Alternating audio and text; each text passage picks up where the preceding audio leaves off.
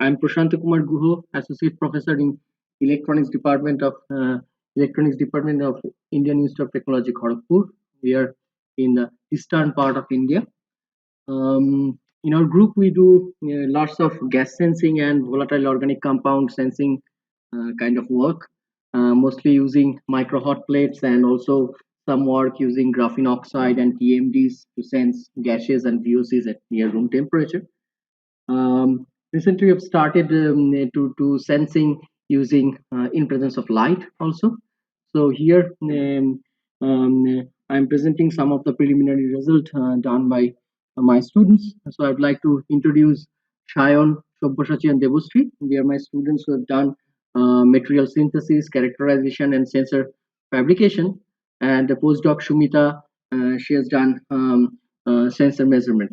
So this is a collaborative work between electronics department and physics department of our institute. So the talk is basically on photon assisted formaldehyde sensing by NiO nanostructure as a sensing layer. So this is a resistive kind of gas sensor device.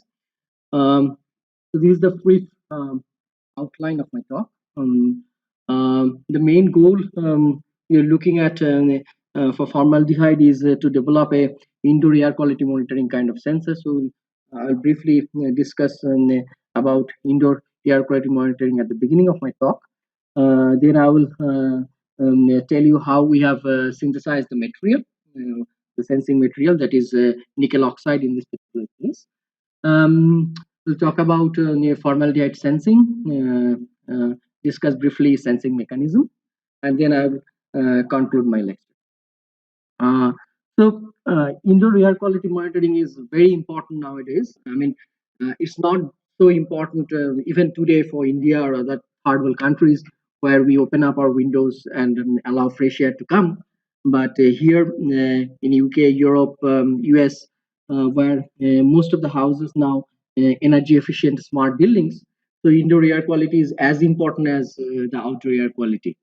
Um, Nowadays, like smart building, like smart office, school, colleges, hospitals, all require indoor air quality monitoring for the healthy well-being of the people.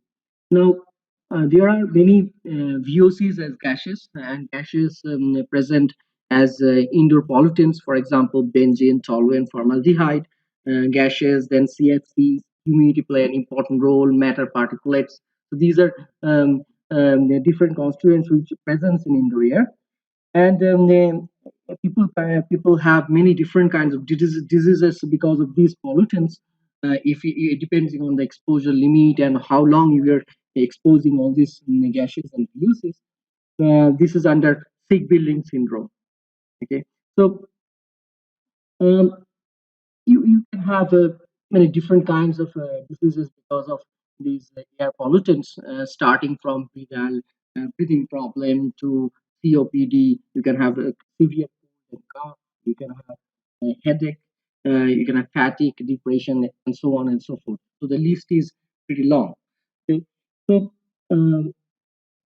here we are targeting formaldehyde, one of the key pollutant in the source of formaldehyde are typically like um, furnitures, new furnitures, because of the paints and glues you're using. Formaldehyde is, also can come from cosmetics, incense sticks. Okay, formaldehydes are basically in many parts of the indoor air, and if you are exposed to formaldehyde, you can have sensory irritations, particularly in the nasal area and also in the upper airways. But if you have a long time exposure, it can be as bad as carcinogenic. Okay, so formaldehyde is a very important component which we would like to detect for or monitor for the indoor air quality. If we look at the commercial, many of them out there. Most of the formaldehyde sensors are electrochemical type. So typical electrochemical type means you have three electrode systems and oxidation reaction takes place. Oxygen reduction reaction takes place inside the sensor, and you will have peaks from where you detect the formaldehyde concentration. uh, and the detection limit is quite good actually. But the problem with such sensors are they're bulky, and if you buy them, you'll see the cost is couple of $100, and even it is as high as $1,000. Okay. Now this is associated mostly with sensor and also the evaluation board, because such electrochemical sensor is very difficult or almost impossible to integrate with CMOS or silicon microelectronics. So that's the motivation of our work. We move from electrochemical sensor to resistive sensor, try to develop resistive formaldehyde sensor, which is much simpler in structure. So it is easier to integrate with silicon technology. So from here, I'm starting my to discuss my work or our work. So we have used, as I mentioned, we use nickel oxide the sensing layer to detect formaldehyde. Nickel oxide is primarily a P-type material. The reason we choose nickel oxide, because it is found that P-type material is often insensitive to humidity. And when you talk about indoor air quality monitors, there is definitely a humidity play a vital role. So if you have a material which is from the beginning humidity insensitive, so that gives you an extra edge as far as cross sensitivity is concerned.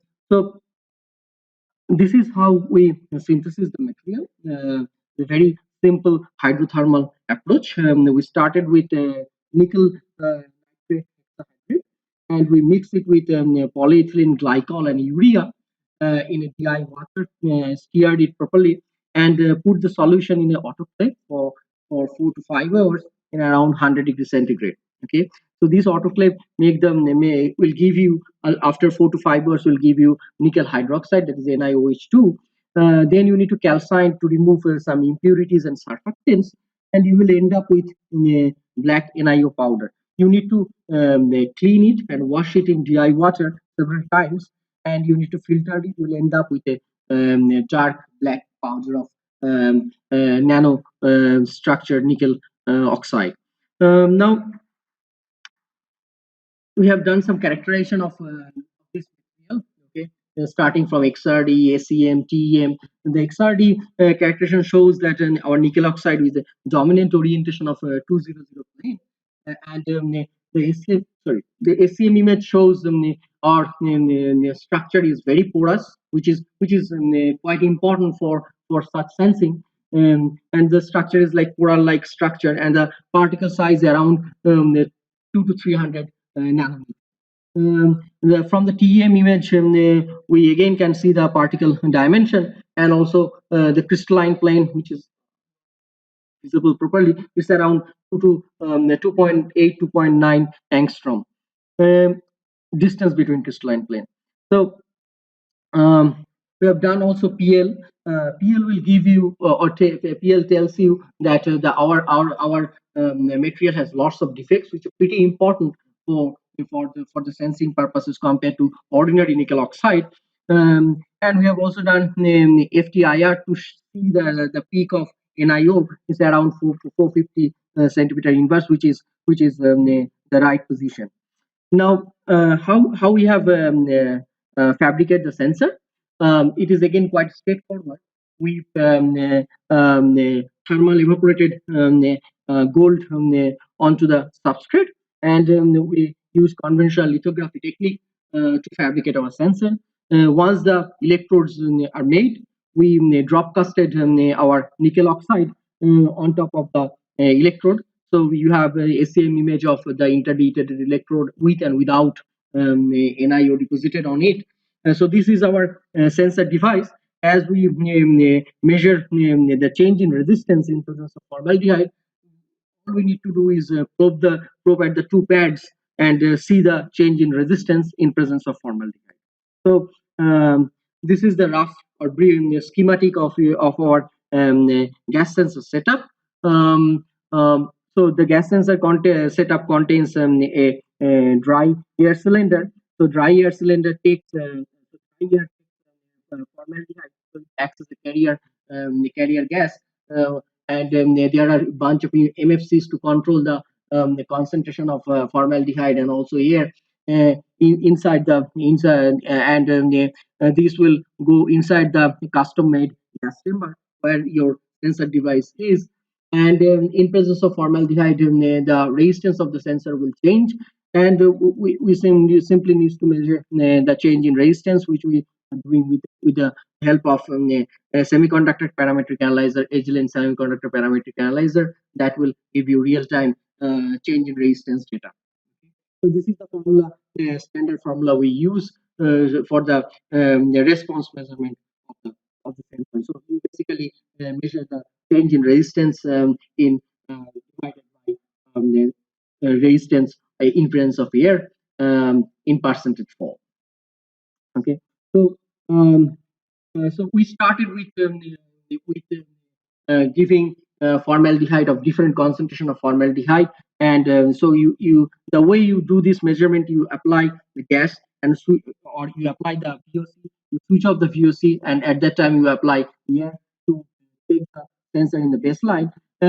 This is at room temperature and in the dark condition, and you see that the response is quite poor, and also the sensor is drifted as we are increasing the concentration of formaldehyde.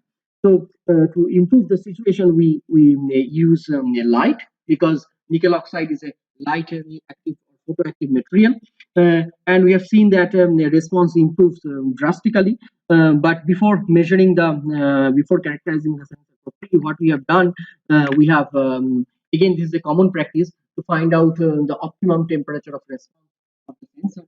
So we response at different temperature to see where the response is maximum. So here we have used 250 ppm of formaldehyde and measured the response at different temperatures, and we found that around 300 degrees centigrade the sensor response is optimum. So we do all our testing around 300 degrees centigrade. So this is our main result. So you see that there are three plots in the left hand side. The blue one is the room temperature in presence of light, which is better than what we had here in the left hand side. The sensor is drifting and the response is quite poor. Here also the response is not that good, but when you increase the temperature around 300 degrees centigrade, the back curve, you see that the response increases or much better than the blue line. But the response is quite good in case of a red line. You see where we have used 300 degrees centigrade also in presence of light. So you see that the response, not only the response increases, so also the sensor becomes much faster. So we have a response around 2.7 to 2.7 to 2.8 times, around 190 ppm of the formaldehyde, and the response time is of the order of 24 seconds, and recovery time is of the order of 42 seconds. So it's quite fast. So apart from doing the sensing, we have also checked the specificity of our sensor. We loaded with the different VOCs available in our lab to see how selective or how specific our sensor is. You can see that it is the formaldehyde response is quite much better compared to other VOCs. In fact, you see that water response is very small, which is one of the reason we choose the p-type material instead of n-type metal oxides, because p-type metal oxides usually is insensitive to water or humidity. So just to give you an idea, we have this is a comparison of recently published NiO based sensor. And you see that in the last row, our present work, where we have around 290 percent of the response at 190 ppm, and also the response type is of the order of a few tenths of seconds response and recovery time. So it is comparable and much in many cases better than the whatever present in the literature. So as far as sensing mechanism is concerned, there are two parts. One is NiO is a p-type material, so majority of area in such sensing layer is holes. Okay, but the way it works, oxygen species come in contact with the sensing layer, and they absorb electrons from the material. But as it is a dominantly whole or dominantly p-type material, there are pretty less amount of electron present in the material, so there are very little amount of oxygen species present at the surfaces of the sensing layer. So what the light will do, light will create lots of electron hole pairs. So more and more oxygen species will be absorbed at the surface, and so when the formaldehyde will come, it will interact with the oxygen, and so the oxygen will release the electrons. So electrons will go back to the sensing layer, and it will change the resistance. So the light they play a big role in improving the number of electron hole pairs, and that in turn improves the sensitivity of the sensor. So whatever I said is just in the stream schematic, okay, where I'm showing that in the airflow, in place of airflow, there are few oxygen adsorbers at the surface, and that is basically pulling out electron, increasing the resistance of the material. And in presence of light, the number of electrons is even more. So that gives the opportunity for the formaldehyde to interact with more number of oxygen, and so that way response is even more. So with this, I would like to conclude my lecture. Like NiO structures with a very simple sensor gives optimum response around 300 degrees centigrade. Um, in the dark condition, but we have seen if we shine light, and also the response time and recovery time is also quite good. And we believe such a sensor shows good potential to detect formaldehyde, particularly for indoor air quality applications. So with this, thank you for your attention.